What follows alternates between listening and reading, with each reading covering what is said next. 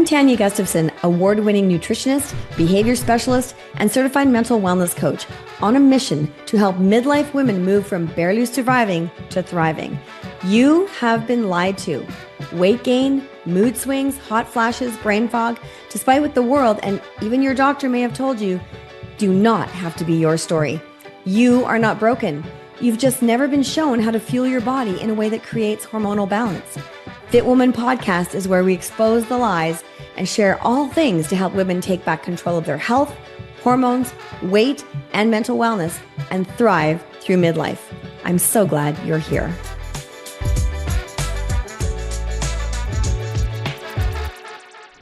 Hello and welcome to the Fit Woman Podcast, where we explore all things to help women fuel their bodies, ignite their metabolism and their minds to thrive through midlife. I am Tania Gustafson, and today I am blessed and privileged to have on the show with me world-renowned colorectal surgeon, Dr. Anna Toker. So Dr. Anna has more than 30 years experience, kicking off her career first as a microbiologist and then rolling into colorectal surgery. She's currently down in at the Methodist Hospital in Texas there. And Dr. Anna is well known in the medical community for her excellent outcomes in robotic colorectal surgery. That's pretty unique in my opinion, and has become equally sought after for her expertise and education in digestive wellness. Best part about that, she is passionate about teaching her patients and the public about how nutrition and gut health can help them become healthier and actually avoid surgery with simple strategies that cost less than the price of a consultation. So you better listen up. All right, so welcome to the show, Dr. Anna. Thank you for taking the time with us today. Hey, Tanya, it's so good to see you. It's been forever. I know. Thanks for inviting me. I love that you've got your podcast thing going. I love that. Well, thank you so much. I'm just so excited that you agreed to come on because you are such a wealth of knowledge. You have we could probably make this into like 3 shows because I know you have so much value here. So who do you normally serve? Like what you started in microbiology, but now you're a colorectal surgeon. Who's your ideal patient that comes in? Who mostly comes to see you? I would say right now, my world as a microbiologist was many, many, many years ago before I went to medical school. So that was like 32 or 33 years ago. Wow. I was going to get a PhD in microbiology, and it just got to, that's just not my style because I'm a people person. So I have a hard time. I enjoy science, but it just wasn't personal interactive enough for me. So I kind of dropped the PhD part and just went on to medical school and gravitated towards surgery because I prefer to cure people as opposed to string them along with medicines. It's just my personality. Like most surgeons, we're people of action, and I like to fix a disease if I can do so. Because I am female, I would say 70% of my patients are women. On our social media channels, 70% of the people who follow me are women. And so, and of course, it may be because I'm in the age group, but most of the people that follow me are in my age group, somewhere between I'm 58, so 57. So between 45 and 65 is sort of the category of both my patients in person and those who sort of follow along in the education thing. Mm-hmm. But in my specialty, usually it is the female surgeons who are dealing with women who have digestive issues that are surgical in nature, and they happen to be perimenopausal. So I know that's probably your audience right now. Totally. That's why I wanted to have you on, because I know you're right in that demographic there. You're going to speak to all of us. It is a lot of what I talk about and what I see on a daily basis. So your audience is kind of my category. Love it. Love it. And I think as women, it's important for a lot of women to have a female doctor who's going to understand them a little bit better than their male counterpart might. I think yes. Yeah. Women, and some women. Please don't be offended when I say this because it's going to sound sexist, but I think women are extraordinarily privileged for all the talk of we live in a male-dominated world, and we do. There's so few people who do what I do for a living that happen to be female, but I am also married to a doctor, and many women in medicine are married to men who are just as financially successful as they are. And the benefit of that is I have the ability to not really worry about my income, right? So my husband is making a lot of money. He pays for most of the bills. I can sit down and take care of patients and follow a passion play. And so a lot of very well educated women are actually in that catbird seat. You do not have to work 24 hours a day at work. Of course, we work 24 hours a day because we're taking care of a family. So it Of is course. a Yes, very, it's a continual thing, always. yes, it's a continual thing always. So for me, I think female physicians tend to be in that position where I am not going to set my schedule to take care of 100 patients a day like my male counterparts will. Yeah. Because for them, it's important that they support their wife and children, and they usually are married to someone who's not working. Like that's just usually the dynamic. Yeah. Whereas in my practice, if I feel like I'm not giving enough due time to the patients, then I ask my practice schedulers to throttle the new patient inflow. And a male doctor would never ever ever do that. And but I know at the end of a clinic day, like yesterday, we saw 30 some odd people.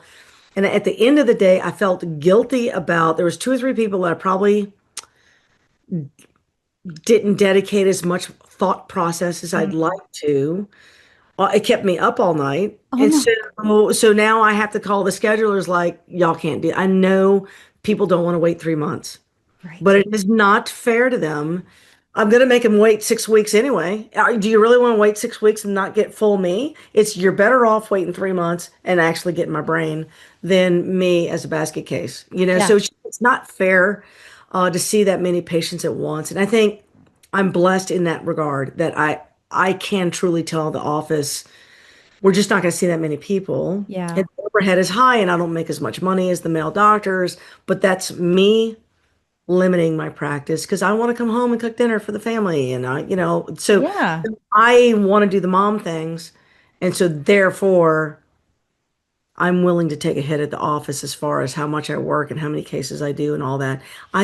That does not matter to me what I get paid. So that's the Well, and I difference. think that really factors into all of the advice that you give out there because, anyone who's watching and following, if you're not following Dr. Anna, you need to go follow her on Instagram. She posts some amazing videos like all the time. She's always out there going live and such valuable information, but some of those are controversial topics as Yeah. well, whether they're in the field of health or health related or sort of government overreach, but they're anchored in health. Yes. And but because you have that, you really want to care about the patient and you really Yes. want to care about the people, you're going to talk about it anyway, which is what I love. Because Yeah. we need to talk about the things that are upsetting and damaging to our health.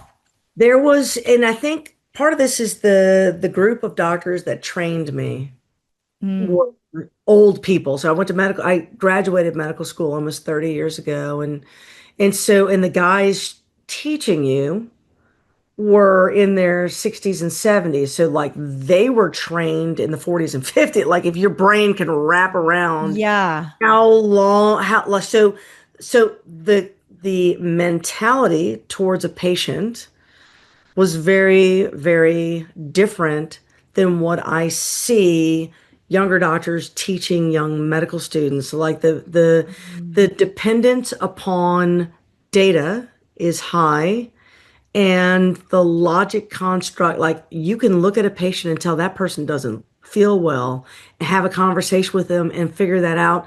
But the younger doctors don't have this skill because they require labs and x-rays and whatnot. So I'm in that weird, and I think a lot of us in Generation X, the Gen Xers out there, are in that weird digital hybrid zone where a lot of what we learned was very old school, and Yeah. yet we learned how to adapt modern technology to that. And so I was just trained in a very old-fashioned era where you sat down and you talked to the patients.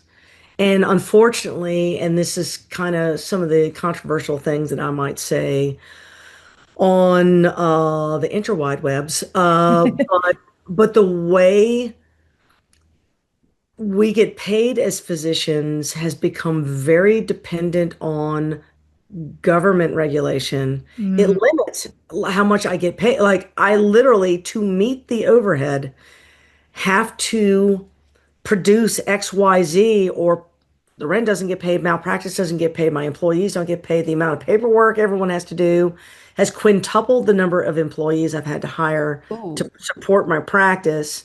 And so, and all the while, you're getting a pay cut per patient that you see. So, Ooh. all of that is designed to put everybody on a treadmill, and it is much easier to limit everyone to one conversation and then go get the following test. You'll come back next time and we'll go over the test. Like y'all have all been at a doctor's Oh office. yeah, they have it on the signs here too. It says limit your thing to two Yeah, things or whatever, and one. you'll rarely find a doctor who doesn't, And adhere to that. because you have no choice. Like if Mm. you if your employees want to get paid, there is a minimal that you kind of have to do. So as much as I'd like to restrict my practice, there is a minimal that I do have to Well, do. of course. I mean, Pay everyone's for got to keep the people. lights on, right? You got to do that. Otherwise, you're not Yeah, doing any because good, right? Like you're not showing exactly. up at all. Yeah, the nurses actually want to get paid. It's weird. It's weird, yeah. So the landlord wants his rent. It's so strange. Funny how that works. I don't know. It's odd. So there are some restrictions, and of course, modern medicine just kind of makes it worse and worse. Yeah. But I am one of the fortunate ones. I was trained in an older era, and to the best of my ability to balance those things, I still try to do that. But that's what's driven me to the internet because I can reach millions of people at the same Yeah. time with a message that if you heard this message, you may not need to wait 3 months to see me in the office. You could save yourself a little bit of money. Just start in on that now. If that advice doesn't work, okay, yeah, meet me in the office. But Right. that's the whole point of doing that. Yeah. And I like that because there's a lot of things that sometimes doesn't just twig with someone, but then when they hear it coming from you, it's like, oh my gosh, I never thought about I should be doing that, or I never realized this would affect XYZ.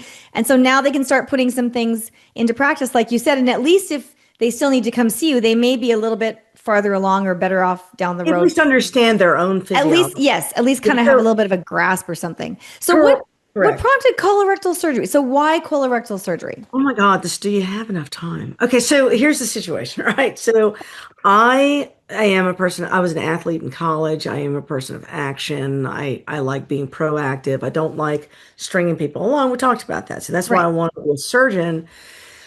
And I got married my intern year of my surgery residency. I married a soldier, and he ultimately decided to go to medical school. He was going to be an anesthesia, and he is an anesthesiologist. And so here I am 5 years later. I am now the chief resident. I'm in charge of all the other residents. I'm about to finish my residency program, and I get pregnant. Now, at the time, in surgery in particular, being pregnant is the one of the quickest ways to lose your job, Oh, right? So that was not, it was kind of a verboten thing. And so no one knew that I was pregnant, and it was just sort of a grace of God that I was due to have this child right about the time I was graduating. And fortunately for me, I had pretty much met all the requirements to sit for my board exams at that time. So it was right. kind of like, they really can't get rid of me. I could make quite a bit of a stink if they try to, just by virtue of I'm done with everything. I'm Right. your woman resident, like et cetera, right? So, but I didn't tell anybody I was pregnant, and a trauma came in the middle of the night, and this patient is riddled with bullets, and we got the Oh, chest cracked open, the belly cracked open, the blood is oh, going.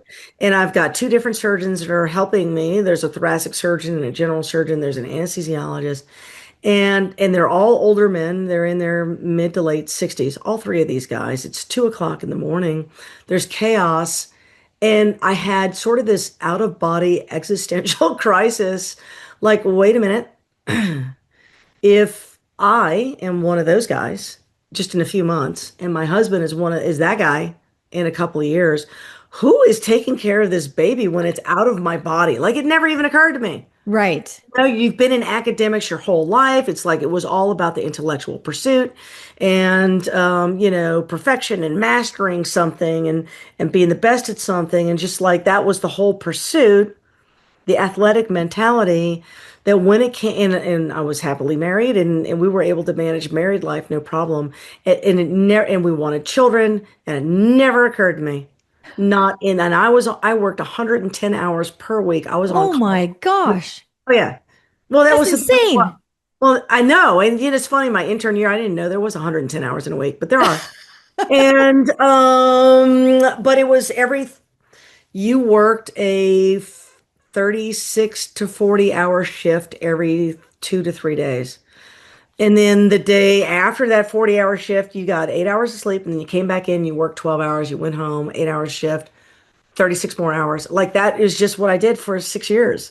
And so you don't really think about, oh, there are no women in surgery. Like no one's, all these Mhm. men with children have housewives at home. Like it was never in conversation. Like it never came up in conversation. Right. Yeah. So I'm having this out of body experience. And then I decided, holy shit, I need to find a job that doesn't involve gunshot wounds at 2 o'clock in the morning. Yeah, Right? that'd be good. Yeah. I need to be home at night. I can find a nanny during the daytime. Every CEO on the planet does that. But the 2 o'clock in the morning thing, right. So as I and fortunately for me, my grades were always very good.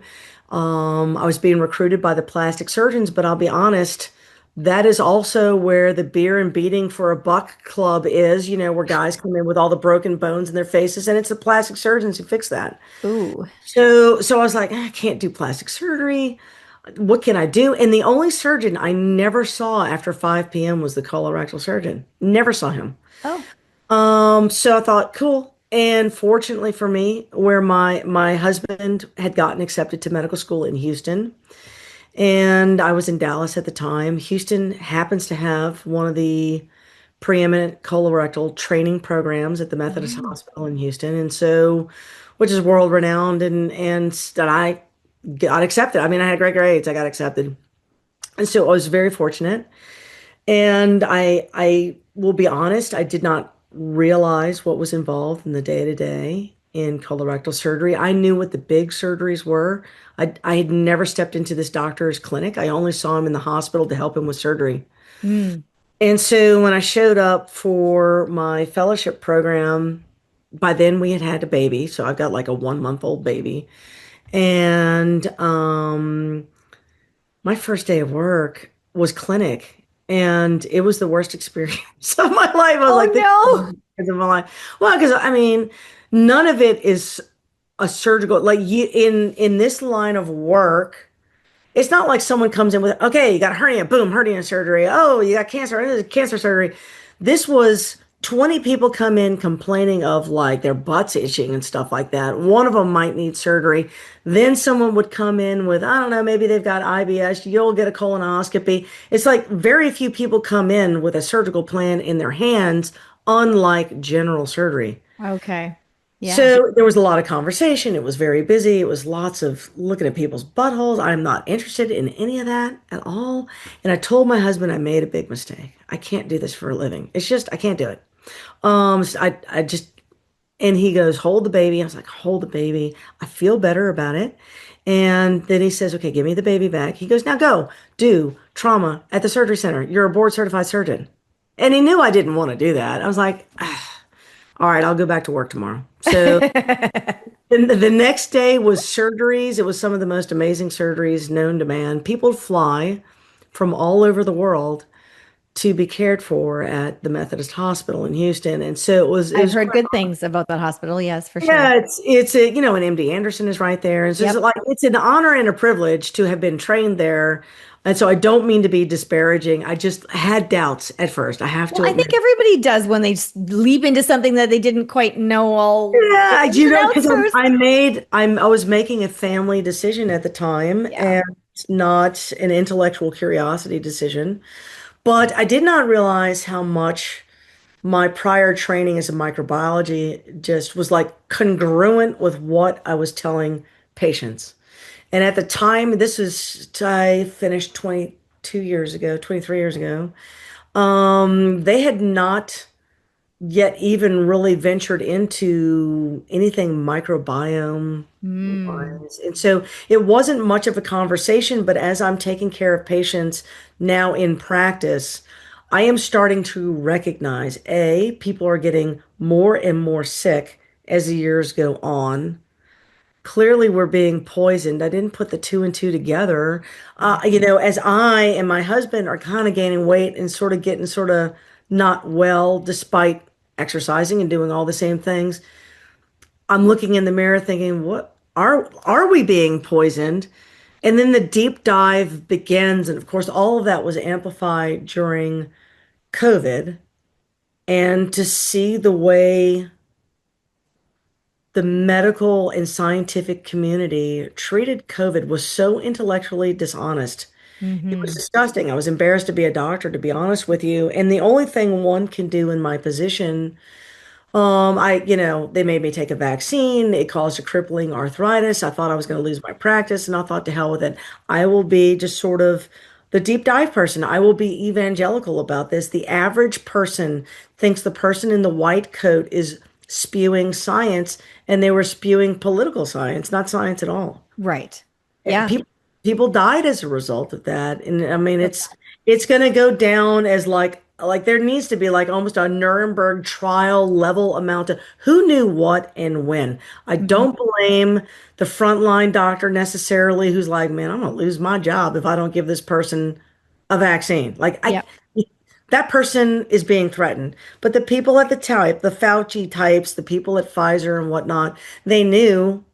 People in government knew. They're still pushing this shit, even though they know the science. So anyway, that is kind of what drove me this direction. I'll be honest with you, and ultimately how I met Mark, and that's how I met you. And Yeah. so it's all those things had to happen, or I would have never met you. Yeah. It's It just is what it things is. lined up, right? I know Mark has Things connected me with lined so many up. people. I know. Like, the things lined up in a very odd way, but I think Good. ultimately it is for the betterment. I think it is nice to see people be more proactive about their health. I think it is important that people read labels and then ask others their opinion. I do still say, hey, ask your doctor. Hmm. Some doctors will be happy to have that conversation. Some doctors will not. Will find yourself a new doctor. Yep. And you might have to drive further for it. It's like it is what it is. But so I do encourage that kind of mentality. Yeah. And so you were saying that the microbiology Yes. sort of fit with the col and I totally get that, right? But you're right, like so many years ago, even probably 10 years ago, you didn't hear about it very much. It's just sort of I think right around, I don't know, we measure everything by COVID, but just coincidentally, I think it sort of started right around before that ish is when I started hearing a lot more about it. Yes. I mean, I've always known gut health is super important. I mean, Yes. my youngest one had a blocked colon when she was about 2. Oh, wow. Yeah, there's a whole big story around that. And the pediatrician really wasn't doing much to help Yeah. us. Yeah. You Yeah. know, they gave her adult doses of medication, told me Oh, which ones to not be on for very long because it could be addictive, which ones were okay. Give her lots of water. Adjust as you see fit and come back in 6 months. whoa. Well, Well, okay. So I will so tell you yeah. from a scientific standpoint, the things that have sort of made the modern microbiome kind of conversation possible. The first Mm. is when I was in graduate school. Hmm. PCR had just been invented. Like I Okay. was among the first people in the country who were trained in PCR. Oh, My first cool. job, yeah, one of my first jobs while I was waiting to get into medical school with my master's degree was to set up PCR labs in other people's laboratories, right? So it wasn't a common event. Most of the people who were well trained in PCR when they got their PhDs moved to California to be part of what they called the Human Genome Project. Right.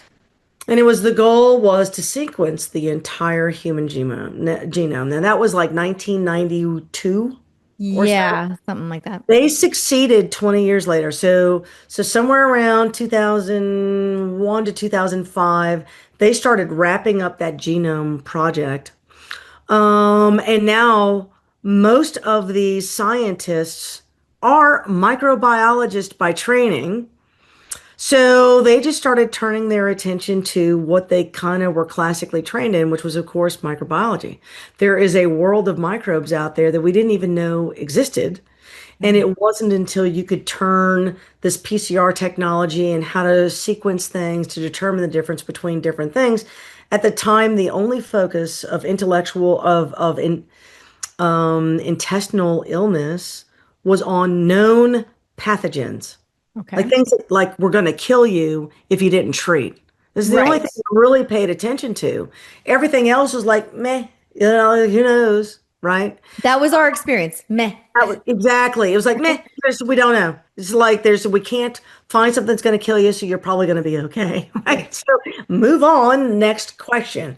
So, but as time has gone on, they've started mapping the intestinal microbiome and the microbiome of the world around us in general, and starting to put some two and twos together that were not really expected. And then when you combine that with research on celiac disease. Believe it or not, Mm. it seems unrelated, but research on celiac disease has led to the understanding that all chronic human illness starts in the gut.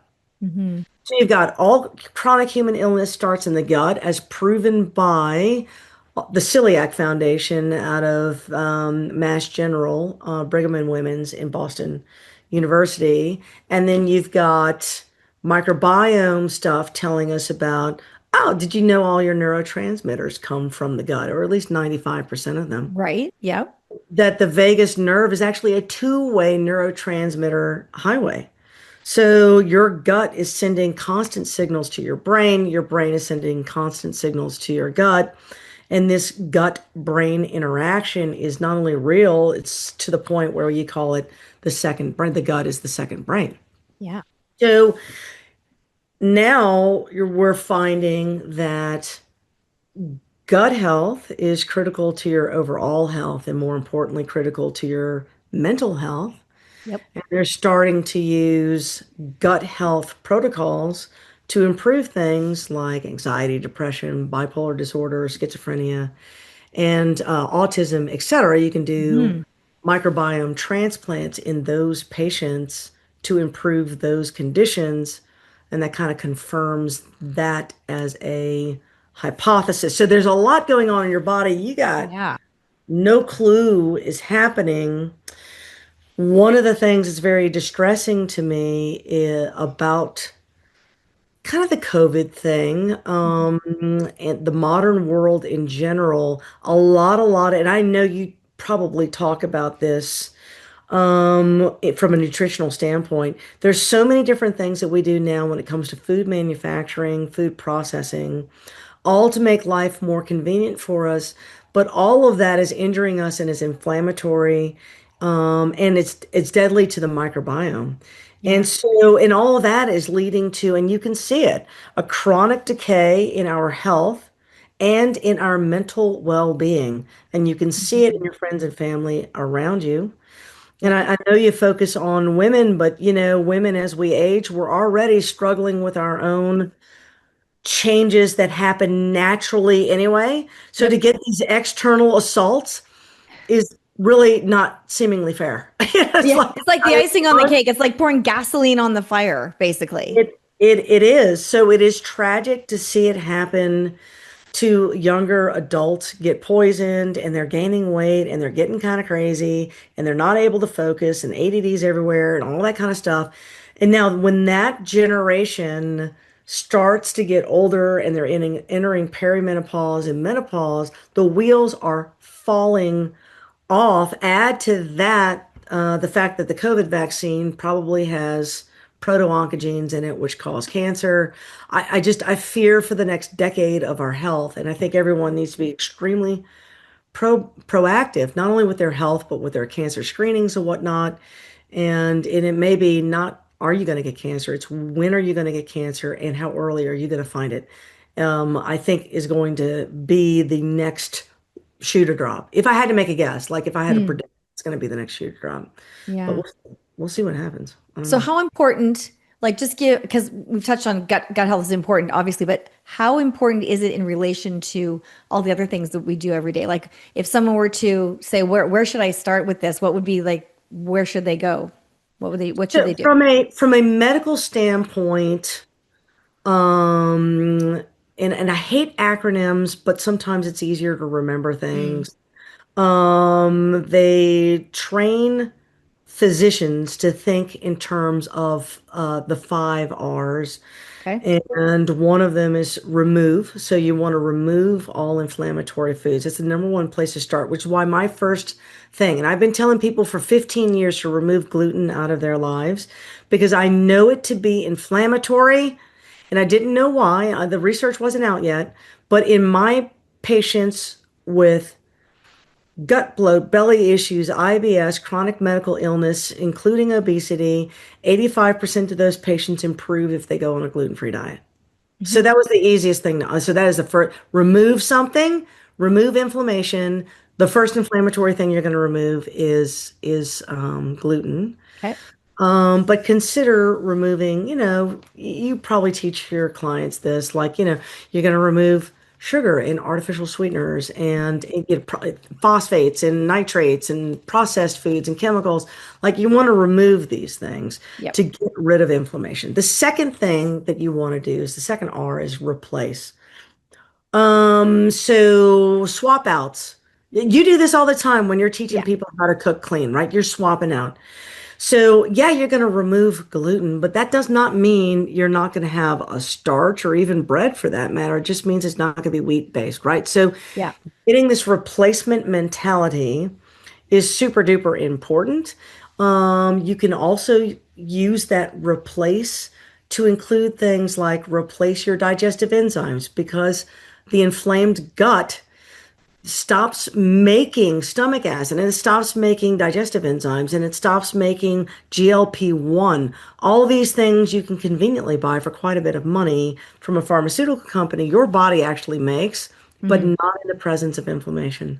Right. So you can try to start replacing those things with whole food supplements if you can do it, and then making your food swaps for non-inflammatory versions instead of sugar. Use coconut sugar, honey, dates, that sort of. You teach Right. people that on the Yeah. daily, right? Okay. Mhm.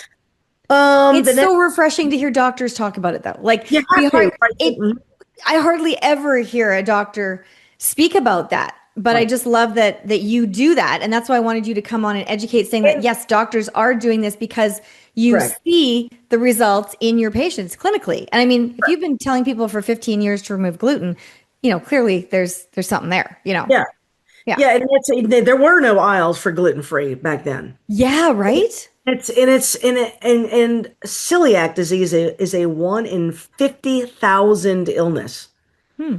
but gluten sensitivity happens in 80% of patients. So here's a So question I always toss around.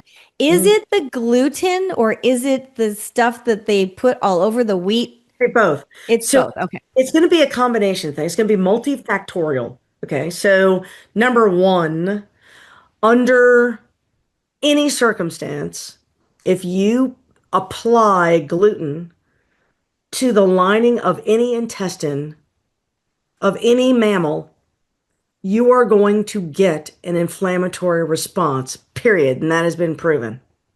Okay. Here's the thing, the average person won't ever see gluten hit the small bowel because they have digestive enzymes from their pancreas and acid in their stomachs, which breaks down enough gluten Right. that it doesn't cause a disaster. So that's problem number one. Our guts aren't working properly Right. because we're missing something. Number two, the inflammatory response will be augmented by chemicals that they add. Maybe not when they grow it, because this is true even of organic wheat still has phosphates in them, Mm. organophosphates in them. Why? because they use that to dry the wheat before it gets milled, Yeah, right? glyphosate is not your friend. Yeah, it's right. So, and the thing is, if you talk to a farmer, they'll say, we never use that stuff when we farm it. I was like, well, what happens when you cut it down? We bring it to the mill. And then what happens? Well, we don't know. Well, I'll tell you what happens. They can either lay it out in a flat row and wait for months for it to dry, which they're not going to do, or they can spray it with a chemical that causes it to dry in just a few hours. And then they'll rationalize the grain of the wheat is protected by a little hard coating. And we're spraying the hard coating. We're not spraying the grain itself. But the second you throw that through a mill, all that gets ground together and you get this contamination. So, Yeah. so it is very difficult to escape glyphosates. And glyphosates notoriously not only cause inflammation, but they cause electrolyte imbalances. They bound magnesium, so your body cannot absorb magnesium, and they alter your calcium absorption problems. So glyphosate is a bad thing. That's Huge the second disruptor. one. Huge Yeah, disruptor. a huge disruptor. The third issue is this. I don't know when, and I do not know why, but for some reason, modern medicine has become uber fixated on vaccination, and I don't understand it. To be honest with you, influenza kills an X number of patients per year. That is a true fact. And adding a flu shot to the world has not changed that number. And yet we do it every year and we do it for the last 30 years. It has not saved a single human life. So, but Good we to know. continue to do it. I don't understand it Yep. as we give people vaccines, especially at an extremely obscenely young age, infants, newborns. I don't understand it. But when you give a vaccine, one of the manufacturing tricks to make your body make antibodies is to put a bunch of inflammatory molecules in the vaccine to Yep. force an immune response. Well, if you're eating a ham sandwich that day, you run the risk of being allergic to both the wheat and the ham because of that combination of things, if that makes any sense to people. So we're not talking about people having celiac disease, but we are talking about people being abnormally sensitive to gluten.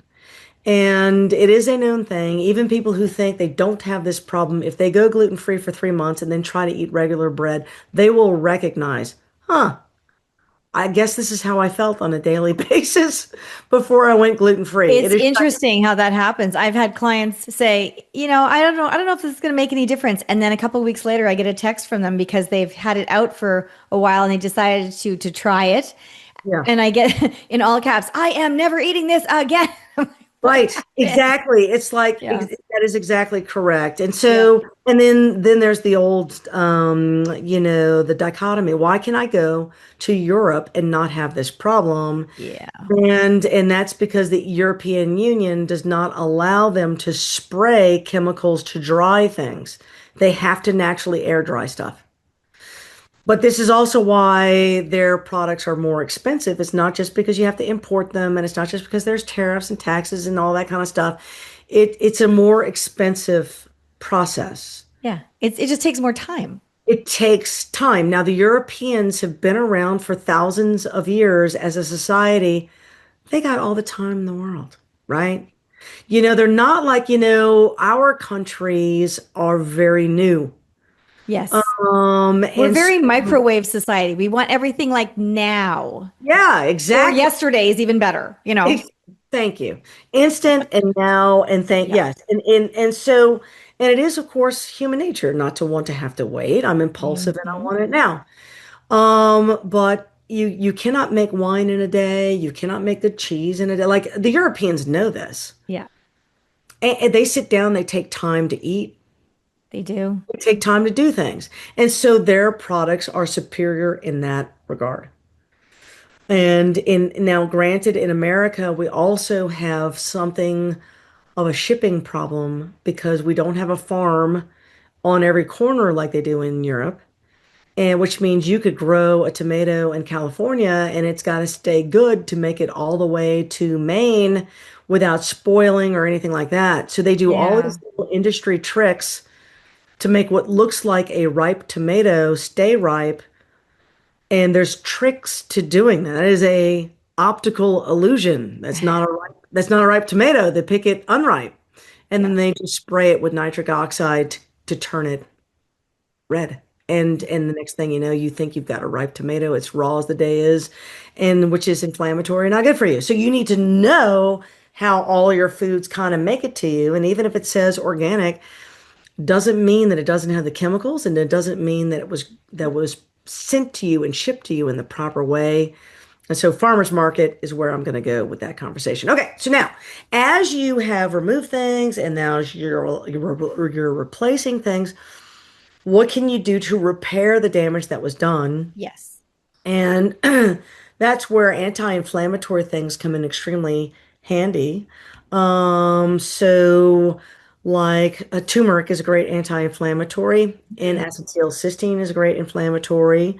You can take glutamine, anti-inflammatory for your gut. You can zinc carnosine, anti-inflammatory for your gut. Short chain fatty acids or anti-fermented foods have a lot of that in there. Those are anti-inflammatory. So those things will protect the lining and help it heal. Resveratrol is in red wine. That's the French paradox, right? Why are Europeans seemingly healthy? Some of that is red wine. So all of that kind of get probiotics go into that.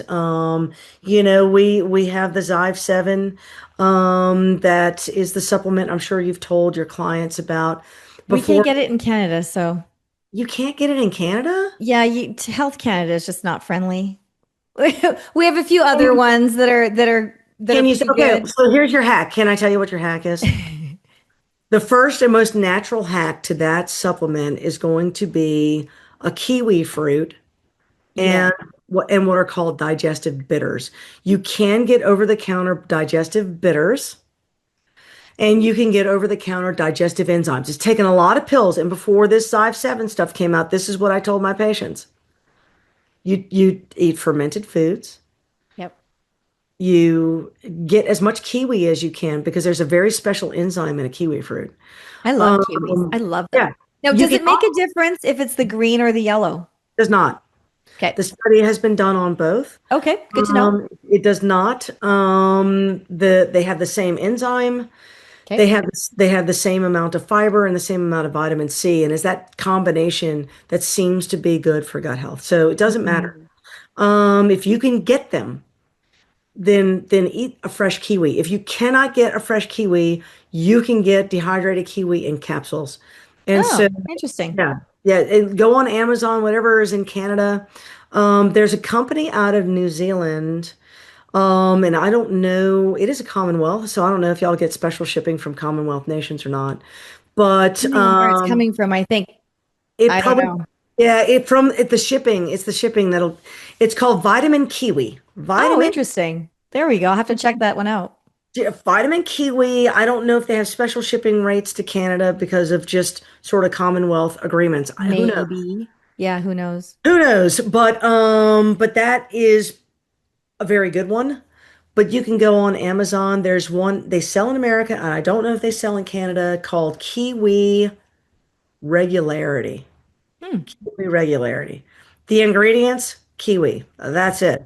I think I'd rather So just eat the kiwi. I love them. They're so good. Costco has you them all can't the always time. find them, but you can't always find them. So that was saying, if you can't Yeah. find your kiwi, if you're, when I think of Canada, I think of lots of trees Yes. and then everything frozen for like 6 months out of the year. Is that close to approximate? No, not at all. It depends where in Canada you are. Like we had snow already this year, but today it was like okay, 10 degrees Celsius, which was like 40 or 50 degrees 50 maybe? degrees, about 50 degrees. All right. So it's not super cold, you know? Super cold. I'm okay on the trees. So I'm not stereotyping there. That's a true thing. It's gorgeous. I No, mean, we have tons of it's trees, gorgeous. beautiful mountains, valleys. I'm in Western Canada over here in Oh, BC. gorgeous. Oh, So and Banff National Park. I mean, it's just gorgeous. it's awesome. Yeah. Yeah. So, but I do envision like Alaska, people frozen in and can't get someplace. How are you going to get kiwi under those circumstances? You know what I'm saying? So, but anyway, when you travel, also kiwi regularity or vitamin kiwi. because you may not be able to have access. And I think on a daily basis, one or two of those does a lot to help feed and repair the intestinal lining. That's all I'm going to say. I'm Yeah, no, also, nice. Good to know. It's good to know for people to have other options too, because you never know where people are listening from, yes, what they yeah, can eat, what they can't eat, right. cost of stuff, Yeah, availability, like availability exactly and shipping and taxes and can I get it and all the how long things. can I Yeah. get it? Yeah, it's a lot. It's a lot. Yeah. There's another company called Vinia. They're out of Israel. They do ship to America. I think they're international and I think they go to Canada, but I don't know. And that's just basically the grapes that you would normally make red wine out of. Hmm. They grow on a cellular basis. So instead of growing the entire grape, they pluck out one little cell from that grape and they've trained those grapes to live in liquid medium. Oh, interesting. And yeah, it's like cell culture. Okay, got it. Yep. There's no GMO, there's no pesticides, there's no herbicides, nothing is sprayed, there's no glyphosate. Nice. It's literally cells that they have trained how to live in like a nutrient solution. Yes. And then those cells will divide and multiply, and then they freeze dry that and they put it in a capsule. So Oh, it is a whole food supplement that has this resveratrol in it, which is really great for intestinal. super great.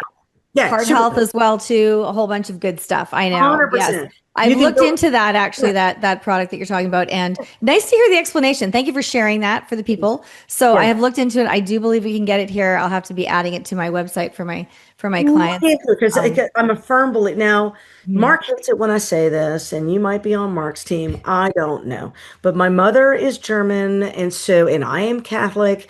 There's red wine.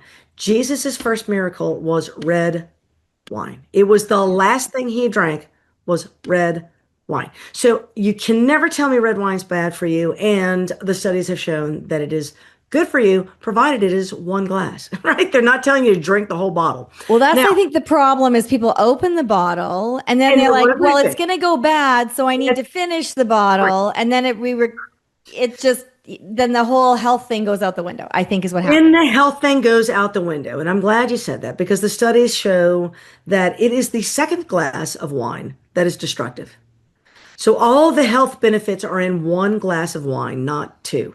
Right. And I mean, it should be like a glass, not a Yeah, glass. if you go to Europe, a glass of wine's probably 6 to 8 ounces at the max. You're Right. not talking much. It's not a 2 ounce shot like whiskey, but it Yeah, is. like I think everybody has to just sort of come back to that. I mean, Yes. I rarely drink. So I'm Yeah. closer to Mark's team than your team, but I mean, the whole thing about it, you have to think about portions. If I'm, Yes. coaching a client, I'm telling them how to balance their blood sugar, we can still only do it with one glass of wine. You can absolutely. With And one drink, but you can't do it multiple times two. over and over. It's the same Correct. thing. Yeah.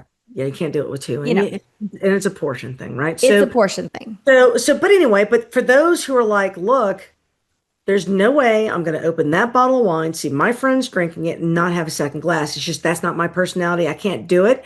I'd rather not drink anything. Cool. You can still get the benefit of that with Yeah. Vinia or a supplement to that effect. Anyway, so that's Yeah. the repair thing. Um, Yes. then you're going to want to replenish the gut microbiome. Right Mhm. now, 25% of the babies born in our hemisphere are 25% are missing the core bacteria that babies are supposed to have. That's It's called disturbing. it's called Bifidobacterium infantis for a reason. 95% of the Right. bacteria in a baby is Bifidobacterium infantis. And 25% of babies in the modern era are born without that bacteria. And it's not just C-section babies. These are vaginal birth babies Hmm. and they don't have it. And that is alarming because it is the Bifidobacterium infantis and a variety of lactobacillus organisms that set the foundation in the microbiome to calm down the lining so you don't have inflammation and invite in other bacteria that make your neurotransmitters, et cetera, et cetera. It is a delicate balance. And if you're missing the foundation, you're never going to achieve that balance. Most people who had COVID and got a COVID vaccine temporarily or even long term are missing that organism.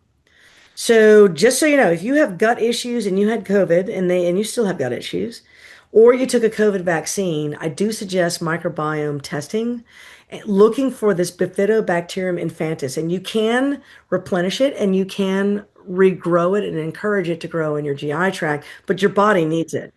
Yeah. It's critical baseline foundation. So that's the replenish.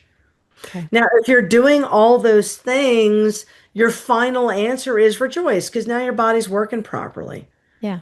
This means you're digesting your food properly, you don't have chronic medical illness, your energy is good, your thought processes are good, your weight is normalizing, et cetera, et cetera. So that's kind of the 5 R's. That was a long explanation. You should have never asked.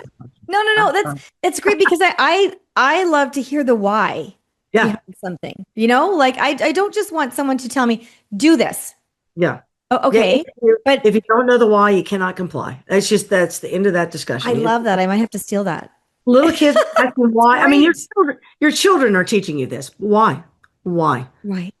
You have to tell them why, or they will not do it. Oh my gosh, my son was terrible with that. He's the oldest one. Even if you told him he couldn't do something and he hated it, hated the outcome, whatever, as long as he understood why, Right. he was like, okay. I get But it. Yeah, oh exactly. my gosh, it was like pull my hair out there for a bit. No, I no, remember that stage. Now I've got the grandkids, but they're not quite at the Y yet. I've got a not 2 year yet. old and a 4 month old. Oh, So close though. give That it, 2 year yeah, give it what, another year and a half old. maybe. Got a year and a half for the 2 year old. The That's 2 year old. He's just like his dad, so I can see as soon as good. he's already talking up a storm. The only time he's not talking is when he's sleeping, exactly like his dad. It's just so funny. Oh my God. Yep. They're so adorable. I Oh my love that. goodness. So, Awesome. how would somebody, I mean, most of the women obviously that are listening to this might have grandchildren or like they probably don't have little kids, but in the event that maybe their daughter or daughter-in-law might be having a baby, how would you tell if your newborn baby does not have that? Now, the two-part question, would that sort of come on? Does that have anything to do with, I've been hearing there's a lot of toxins in the cord blood, like over 200 and some found in cord blood now of, healthy mothers and babies, like healthy, right? They're testing. So is that sort of inflammatory happening in utero? And then that's, Here's the problem they don't know. oh, And again, huh, this trend did start prior to COVID, okay. but when COVID hit, it amplified. Well, I think it amplified a lot of things, really. It Not, did. And not a doctor, so but I'm just hearing. it did amplify a lot of things. And so the question is Hmm. why? Yeah. And no one really knows. And here's the good news, babies poop in diapers all the time, which means getting a microbiome test is super duper easy. Okay. Insurance doesn't pay for it. You got to pay for it yourself. Right. But they're available online. They mail you a little kit. You send in a little dollop of poop to them and they tell you what's there. So if you've got a kid who is colicky or not hitting milestones or whatever, that would be one of the things that I would Okay. suggest. I would also tell you, and especially since you brought it up, since you have a kid who had a colon problem, the doctors didn't really tell you about it. There's a lot of doctors who give bad advice for children of take Miralax. There's a medication called Miralax. It's over the counter. It's Right. polyethylene glycol. Now, polyethylene glycol is not exactly good for you. No. Your body does not absorb it. They Isn't put that the stuff that it's like you winterize vehicles with? It's like for not quite, not quite. It's propylene, all probably propylene glycol, pardon me. yes, Yeah. yeah, but they're similar. It's called PEG, PEG. Hmm. Your body doesn't absorb it and it functions as a laxative, which is why we give it for colonoscopy, bowel preps, and that sort of thing. Right. It is a preservative, and which is why they put it in vaccines and inject it into your body. I don't know where it goes once it's in there because your body doesn't know how to handle it. That's a big problem. It's one of my main beefs about vaccinating babies. Yeah. That little baby, what is he going to do with polyethylene glycol? That's crazy. And they give so much to him. It's like, that's Mm. insanity. Forget about the aluminum and all this other stuff. That has to come out also. But anyway, I agree. polyethylene glycol is toxic to the microbiome. Okay. So you can actually precipitate autism, behavioral disorders, learning disabilities with daily Miralax.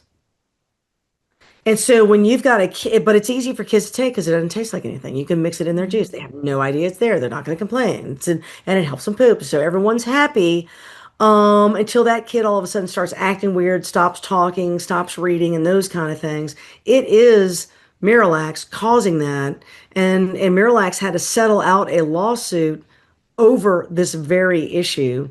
Now, Miralax company that makes that was saying, well, we don't tell people to do that. Our label says don't ever take it longer than 2 weeks. They do have a point there.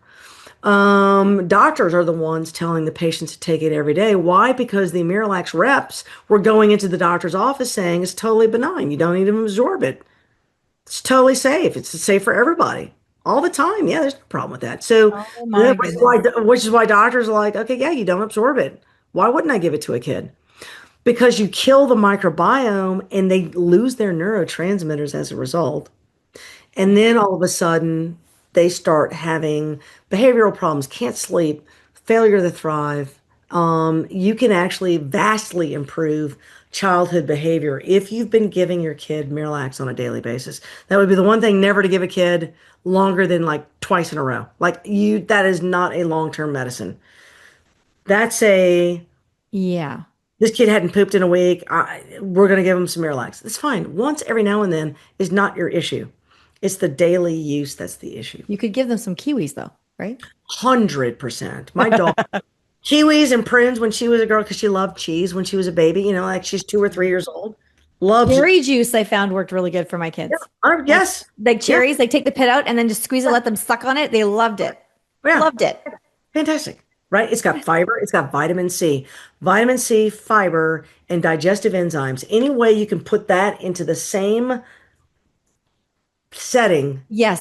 you are going to Sure. have good gut health. Yeah. So it doesn't matter how you do it. You could do mangoes, pineapples, water, make sure there's pulp in that. That will be effective as well. So Hmm. just Yeah. keep that. Now, that might be a killer for the blood sugar. Coach, I don't know. You tell me. Don't do Right? that. Well, yeah, but then some, give it to them with their breakfast, have some eggs with that, and then 100%. And I will right? tell you this, kiwi fruit has an extremely low glycemic index. It is truly God's answer to gut issues. Yeah. It's extremely, extremely low glycemic. Mhm. Yeah, like So replace the toast with some of these 100%. wonderful, yummy berries, fruits, Yep. vegetables, whatever. Like just Yep. and Easy. even just that one little thing, I know that it's helped. Well, it'll help your kids too. And I used to work at a school, and you could really tell when you start asking the kids about who had what for breakfast when they come in and they're bouncing off the walls or they can't sit still and all the things. And you just know something's not going on well in there. It's just like, oh my goodness. Yes. But, and then the same goes for us as we're adults, right? Because if that whole microbiome is not happy, especially for these Yes. midlife women, the Correct. brain fog, I walk into the room and I can't remember The what hell. coming to get. Oh my goodness. Right? Like everyone complains about that or the Oh joint yeah. pain or the constipation or the can't sleep or the. Yep. Yep. But if everything's not Well, right about if the basket of stuff where you're supposed to put the good things like I call your body like your vehicle that drives you through life, like your car. 100%. Yeah. You wouldn't put, like motorcycle oil and gas No. in your Ferrari. Right. No, you would not. It would start, but it Nor, sure wouldn't run very well. Like, no, geez. well, yeah, exactly. Nor would you stuff the passenger seat with a bunch of crap so you couldn't bring a friend along. You know what I'm saying? Like, what are Yes. we doing? What are we doing? What are we doing? So, but yeah, you're right. And that struggle is definitely real, and gut health is of critical importance. So, Right. yeah. Yeah. So I love that. So yeah, so remove the inflammatory foods first, Yep. replace with the good fibers and antioxidants and yeah, and lots of water. Yep. Yep. And it's Christmas season coming up. And so if you do that most of the time, then when you sit down and have your little treat, Yeah. you're going to bounce back fast. Correct me if I'm wrong, but you're going to bounce back faster than if Correct. you just threw caution to the wind and went, yeah, whatever, I'll just deal with it in January. Correct. Now I'm going to have a heart to heart with everyone out in TV land. Please do. Thank you. Okay. Especially if you've been, number one, if your guts are all dorked up and someone says gluten-free, we actually mean 100% gluten-free. And I truly would do that for a 3-month period of time. Yeah, In it's our not just a household, couple days. It's not. you do it for a good 3 to 6 months. Yeah. If you fall off that wagon, you might have to start from scratch. Right. So if you're feeling awesome and you've only been gluten-free for 3 or 4 weeks and here comes Christmas, do your best to swap out as much stuff as humanly possible. Okay, it's going to be oatmeal cookies today. I'm going to make gingerbread house out of cassava flour. Like, do your best. It sounds nerdy. You'll still have a fantastic Christmas, but this way you don't get kicked back. Now, if you have been eating clean for a year and you're like, it's Christmas and by golly, I want a piece of pie and I don't want it to be gluten free. Okay, just keep in mind you don't have to eat the entire crust. Like try to do your best to spoil yourself without causing too much inflammation. Utilize those digestive enzymes. Remember, if you can break down that gluten with an enzyme, then it's not going to be as inflammatory as if you didn't do that. So now's the time to break out the digestive enzymes. Yeah. The Canadian crowd, just get your over Yep. the. No, I've got some great ones then that we use here too as well. And the Restore, and I've got one called Digestive and all the things. Yes. They Perfect. Yes. work. They work Yep. very well. Take them if you're going on vacation too. 100%. And so You you're never going know. out to dinner, you're going on vacation, it is the holidays. Take it about 10 minutes before you eat, and that doesn't give you like free license. I'm gonna eat that, and I'm not gonna have a single sore joint. My gut's not gonna hurt. That's not true. Not Like, true. No. it's you're gonna suffer a little bit, and the question is it worth it? Right? So you have to ask yourself that, but you can get away with just a smidge more if you add these digestive enzymes. And you'll probably bounce back a little bit faster You'll too. back Like you're not going to really feel crappy as long, basically. correct. Correct. But do your best. And that's, I also tell people holiday season and everyone's got cocktails and whatnot, do as many mocktails as possible. Yes. Avoid that alcohol. It is inflammatory. Well, because especially if you're layering the wine and the pie and the sugar cookie, and Too much. No. it's too Right. much, too much, too much. Right. So I would say, eat slow and go slow. I mean, like just eat, like just graze and just have little bits of stuff. You don't need a full thing with all the add-ons. And it's so tempting because it is Christmas.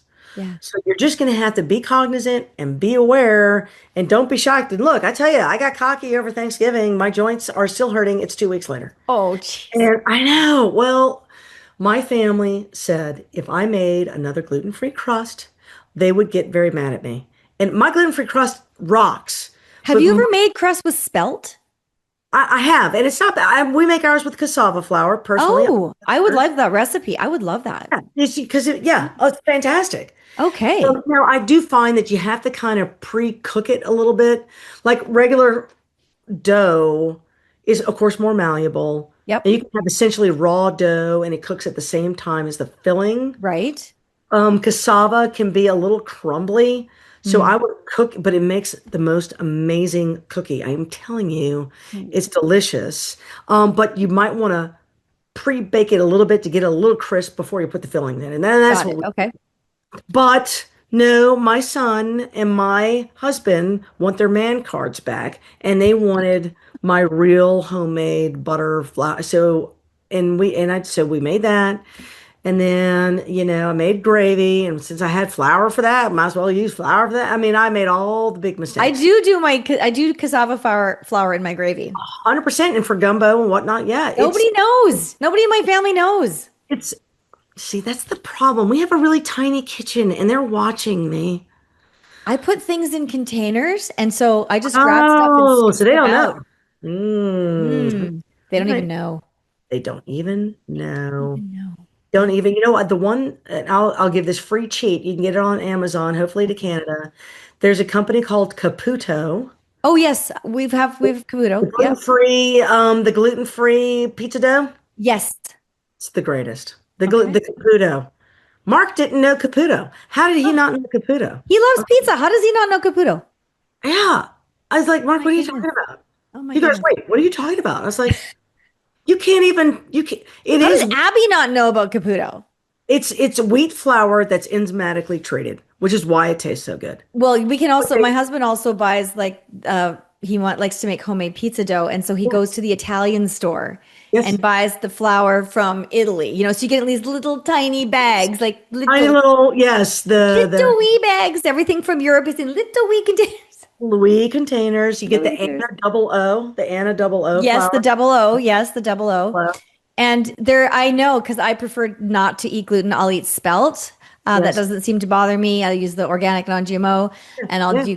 do baking out of that. And I still don't eat a lot of it, But then whenever he's used that double O, I tried it, and I'm like, it seems to be okay. And when I was in Europe, things seemed to be okay. But again, we're back to that. They're not putting on the extras. So obviously, for me, I mean, totally, I've never been diagnosed with Yes. Right. celiacs or anything, right? But it's just for me, I just feel better when I don't have it. Correct. Yeah. So I never You get a know, stomach upset from eating gluten. It never upsets my stomach yeah. ever. I know that I've done it 2 days later when the fluid in my joints is incapacitating. It is fascinating. So I don't know if any of you guys have recognized that, but if you've got joint aches, arthritis, you have an autoimmune disease, go gluten-free for 3 months, then have yourself a piece of bread, and you tell me what happens to your joints. Good test. Good test. A very good test. There's a So lot of, don't get cocky. That's all I'm saying. To the that's crowd, right. home, don't get cocky. Good. All right. Well, on that note, Yep. thank you very much for popping in today and taking the time. I know you had a super busy day and we're, filming this right before the holidays and all the things, but Oh, it was just so great to have you here and your words of wisdom. And pleasure. yeah, thanks. And keep talking about all of those topics that are controversial because you know what? One day they won't be controversial, but people need to be able to have those conversations. And maybe, the people that you're speaking to, me personally, I love to hear those things because I often get little nuggets that I didn't know about that now I can share them with somebody who Yes, it exactly. may totally We're- impact their health in a good Exactly. way? Yes. Well, that's also why I get banned a lot on social media. And a lot of my posts never really get seen by very many people. Oh So I get no. a lot. It depends on what I'm talking about. Right. But Yes. So you everybody know, needs to go and follow Dr. Anna, share all of her stuff, so it brings her yeah, back up in the yeah, algorithms, exactly. and watch her gut check. So she has this Yes. great gut check that she does. When does gut check out? So that is a subscription. There's two ways actually and I can have Canadian subscribers. Okay. For Perfect. taxation reasons, I can no longer have European subscribers. The EU That's does weird. not. You sell one program to someone in the EU, and the amount of tax is ridiculous. So Okay. way more than the value of the program. But you can go to my website, drannatoker.com. Under right when you log on, there will be an offer for a try three email Episodes? for free. So Okay.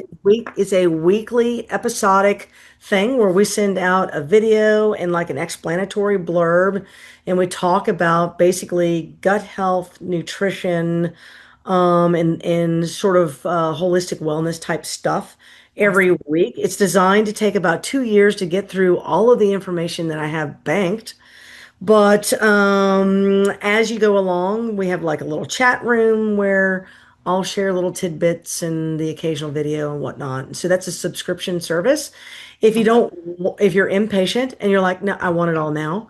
On my website at the back, and I never tell people about this, under Doctor Approved, if you scroll all the way to the back, all the way to the bottom of that page, you will see programs for sale, and you can get sort of a rudimentary version of that program. Okay. It's the written information with some video support. It doesn't come with the chat room. But for people who's like, look, I just read it, give me the 300 pages to read and I'll read it and I'll learn something. Cool. You can do Very good. that. Perfect. So, Options. This is yeah, great. options. So, Yeah. if improving your health and knowledge about your gut and why things are going maybe not so great with you at this Yes. moment is on your hit list Yes. for 2026, I suggest going and checking out Dr. Anna's website and her page and follow her and all the stuff because So much good information there. So thanks again for taking the time to join us today. Tanya, thank you. Enjoy. Thank Look you. forward to seeing you again. You too.